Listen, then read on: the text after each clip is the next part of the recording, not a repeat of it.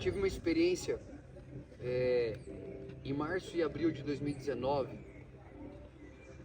que ela foi a virada de chave que eu precisava para viver muitas outras coisas da minha vida. Então, a minha primeira virada de chave foi em 2012, que foi a luta contra as drogas e essa mudança de vida, tipo assim, cara, quero ter uma vida limpa, não quero mais estar me relacionando com esse tipo de coisa, que foi muito massa.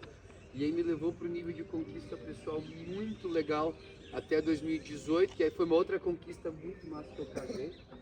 Então assim, e aí meu casamento foi, caraca, não imaginava ver tanta coisa legal assim, tipo, no dia. E aí passaram-se mais ou menos 4, 5 meses, eu fui diagnosticado com depressão, isso logo depois do casamento. Por quê? Cara, eu vivia muito dos holofotes da performance e tal, competição, pódio, aquelas coisas. E quando eu casei, eu falei, cara, quero tirar um tempo para construir a minha casa, minha família, né? O lar, não os tijolos. E saí de todas as provas, saí de todas as competições. Então eu perdi aquela distração externa e eu comecei a ter que lidar com questões internas. E isso rapidamente me levou para um lugar e falou assim, cara, não tá tudo bem. Só que eu não estou mais sozinho na minha vida. Agora tem uma pessoa que vive comigo, que convive dentro da mesma casa, e ela não deixava eu me esconder dos problemas. Eu falei, cara, você tem que se tratar. E aí foi aquele processo todo de terapia, né? Daqui a pouco para psiquiatra, e o psiquiatra falou, olha, a gente precisa medicar aqui, né? E eu comecei a medicação. E eu lembro exatamente que eu comecei numa segunda-feira, e na sexta-feira eu estava no sofá, assim, cedinho em casa, e me veio a frase que eu quero compartilhar hoje, o tema do treino para vocês, que é: desperta. Desperta tu que dormes e levanta e resplandece. Tipo, cara, essa mensagem, ela bateu assim no meu cérebro e desceu para o meu coração. E a primeira coisa que eu fiz foi ligar para a Priscila e falar assim: você confia em mim? Ela falou, confio. Sabe aquele confio, mas o que você quer fazer? Me fala, porque eu sempre fui muito doido na minha vida, assim, tipo, cara, bateu isso aqui, vamos embora, vamos fazer. Eu falei, você confia mesmo? Ela falou, confio. Então, eu vou fazer de tudo que eu posso fazer para sair desse quadro depressivo, mas eu não vou fazer uso de remédio. Cara, você tá maluco, né? Naquela guerra, tipo, cara, agora que você começou a ficar bem, você já vai começar a delirar nessa parada. Eu falei, confia ou não confia? Confia. Aí começou todo o processo. E esse processo, ele começou de um lugar que ele vem de reconhecimento. Então, hoje, a gente fala muito que a nossa geração, ela está vivendo no automático, ela está vivendo adormecida, ela está vivendo entorpecida, isso, aquilo. Mas a gente fala, a nossa geração, a gente não fala, eu estou vivendo isso. E o meu primeiro passo de cura foi falar, eu estou vivendo isso. Então, o reconhecimento, ele é o primeiro despertar que a gente precisa. Então, eu não sei o que você está vivendo, eu não sei o que você está passando, mas se você quer mudar o que você está passando, primeiro, você precisa despertar um reconhecimento de que não está tudo bem e que não, você não vai conseguir, tentando a 10ª vez, fazendo a mesma coisa, superar algo que te derrubou 10 vezes já. Faz sentido isso? Tá. Eu tive que anotar, galera, porque foram muitos insights, tá? Então, uma vez que a gente está olhando e falando assim, pô, caraca, a galera tá cansada, a galera tá no automático, tá repetindo o mesmo ciclo. E se você perceber, a corrida está sustentando muita gente nessa vida. E eu tenho falado aqui algumas semanas já. Às vezes a gente vem pro parque, a gente corre, a gente se sente bem, a gente se sente melhor por 1 hora, 2 horas, 3 horas, mas a vida não está mudando, porque eu tô correndo atrás de me sentir bem e não de ser transformado. Então, eu não quero que você se sinta bem, eu quero que você seja transformado. Então, uma vez que você traz o reconhecimento para isso, então é quando você admite que parou, onde admite que não deu certo, admite que precisa de algo diferente, a gente começa a entrar num lugar de diálogo que fica muito mais interessante no aspecto, se a vida está ficando pesada, se os sonhos estão ficando distantes, isso aqui eu estou falando o que eu estava vivendo. Então, eu começo a me perguntar, o que eu parei de sentir no meio do caminho?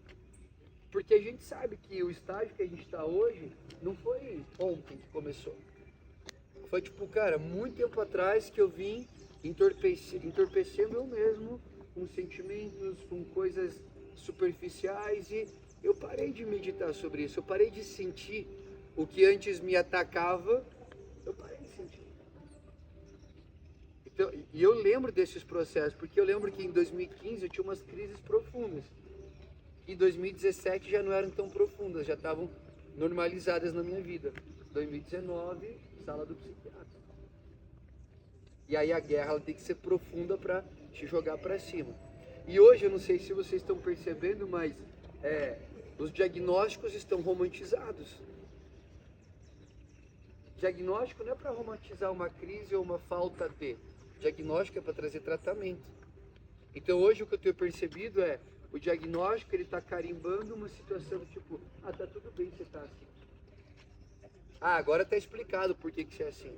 E daí a minha indignação é, cara, diagnóstico é o lugar de despertar e falar, agora eu preciso levantar e me mexer para fazer algo diferente. Isso faz sentido para vocês? Então quando eu estou pensando sobre isso, eu estou olhando e falando assim, cara, o que eu deixei de nutrir na minha vida ao longo desse tempo? O que eu deixei de me abastecer? E aqui a gente tem o alerta de ligar e pensar assim, onde eu estou pegando o que me nutre? Como que eu estou? E eu falo isso aqui há muito tempo. Você já sentou em uma mesa, banquete? Você já foi no Roscoe comer sem fome? Não foi o pior dinheiro da tua vida? Você tem um banquete incrível, você tem lá 3 gôndolas de comida fria maravilhosa, você tem as melhores massas, só que você fala, tô cheio. O que eu quero dizer com isso? A pessoa que não tem fome, não adianta pôr comida no prato. Então em que momento que você parou de sentir fome? Em que momento que você parou de olhar e falar, cara, isso aqui me faz falta? E incrível, né? Você nem sabia e você veio falar exatamente disso. Em que momento que você perdeu o controle do piloto automático? Vem mais pra cá, galera.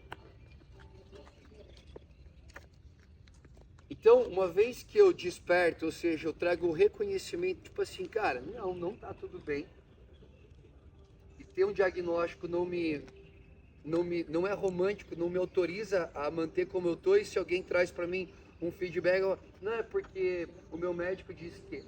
Porque o médico disse que você tem que se tratar, não que o resultado que você está vivendo, ele te valida continuar vivendo isso. Então, cara, você está aqui 6 da manhã no parque. Já mostra que você levantou e você está disposto. Agora, você pode levantar e estar disposto a se manter no piloto automático. Quer vir para cá e fazer mais um circuito que te aprova. E a minha crise desse último trimestre é, será que quando eu estou falando que a minha missão de vida e como empresa, como Running Club é despertar e potencializar vocês, é fazer vocês acreditarem que vocês conseguem conquistar algo que é difícil. Será que isso não está sendo só um pontinho de conforto no meio de toda a treta de vida que você está vivendo? Porque eu não quero ser o cafezinho quente numa manhã fria. Eu não quero ser o pontinho que você vem aqui e fala, nossa, eu vou lá porque eu me sinto bem. Eu não quero que você se sinta bem, eu quero que você saia daqui em crise. Eu quero que você saia daqui pensando na sua vida e fale assim, cara, como que eu vou resolver essa treta na minha vida? Eu só não quero continuar do mesmo jeito que eu tô.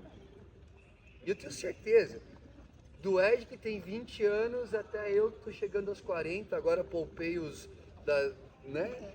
Não precisamos falar disso. Todo mundo tá passando por uma crise diferente aqui. Sim ou não? Tá. Então, esse ato que a gente tá falando aqui de despertar e aí depois é levantar e fazer algo diferente, é você ir para um exercício de resistência diário.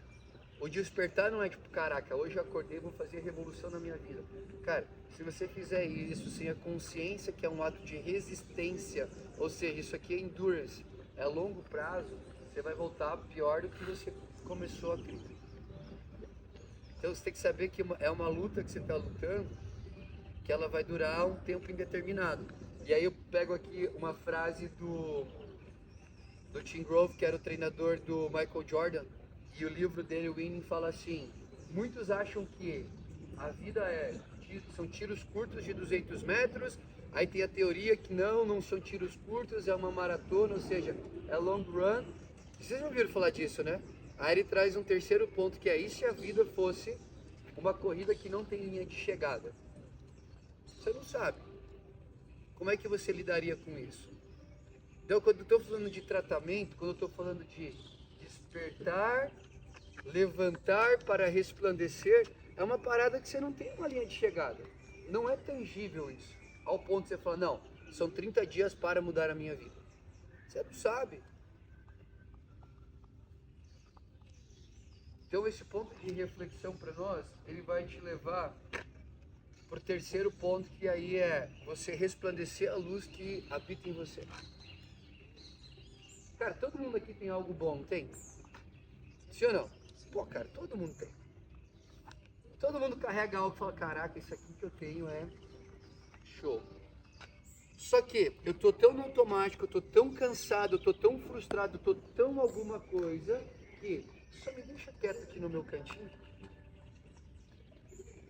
E isso tem o problema que você tá cada vez mais adormecendo quem você é, e por um outro lado também você tá apagando sua própria luz, que aí imagina, se 2018 eu não tivesse, 2019 tivesse levantado a bandeirinha e falar assim: amor, eu vou fazer revolução, e tô fazendo até hoje, tá, galera?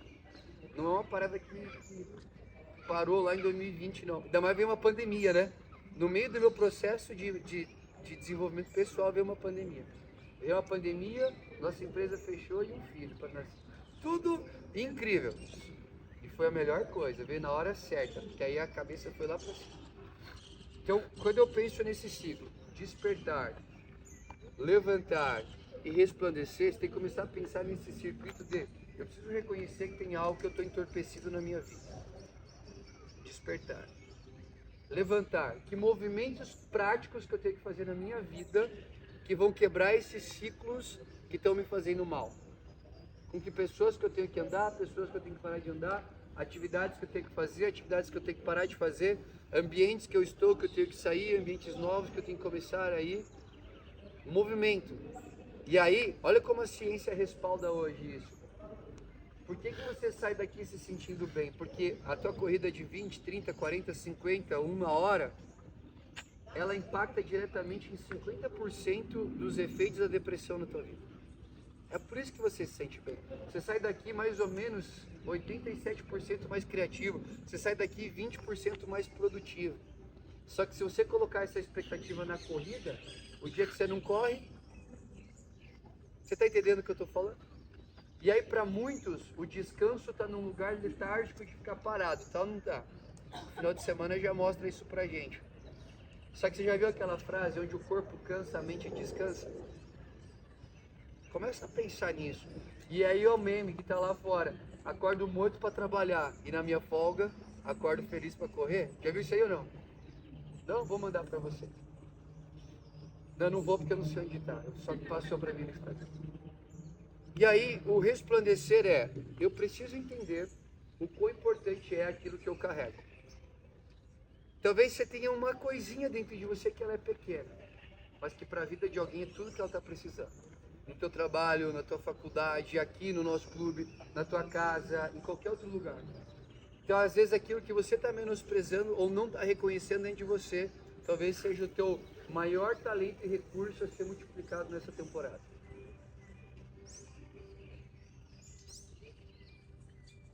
Pensa nisso.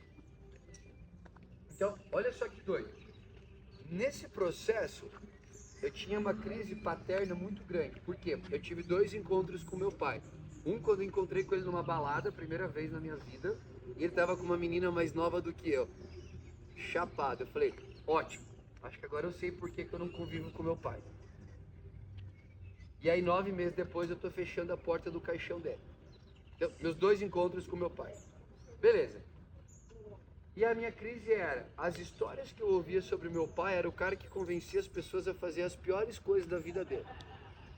delas, né? Ele tinha um poder de argumentação absurdo, um comunicador nato, só que para coisas ruins. Isso aqui foi o que eu vi a vida inteira, o poder de convencimento dele. Logo eu cresço com a crença de que eu não sou um bom comunicador ou não quero que as pessoas passem por aquilo que o meu pai fazia elas passarem e tal, mas eu descobri que essa herança de comunicar que ele deixou para mim é o maior talento que eu tenho.